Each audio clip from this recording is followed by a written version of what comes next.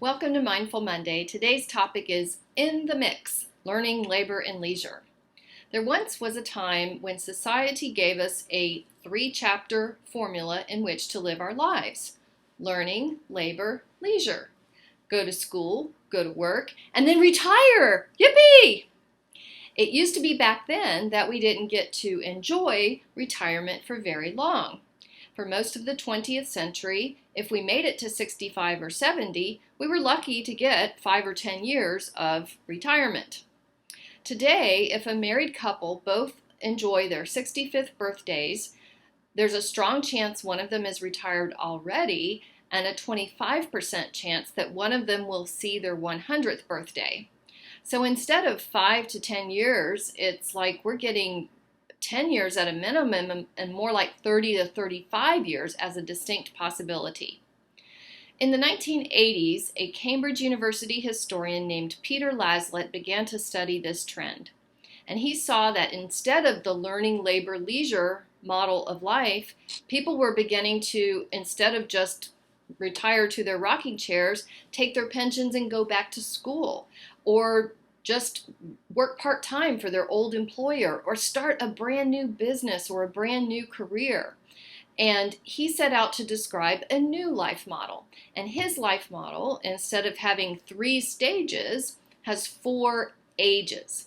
And the first age of our lives now is characterized by childhood, dependence, immaturity, and socialization.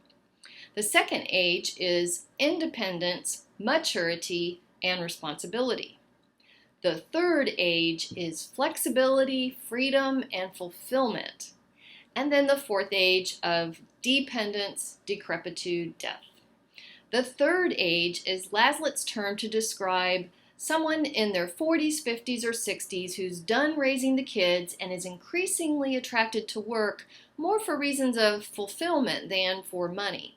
The latter part of the third age would even apply to those in their 70s, 80s, and 90s who are leading active, independent lives.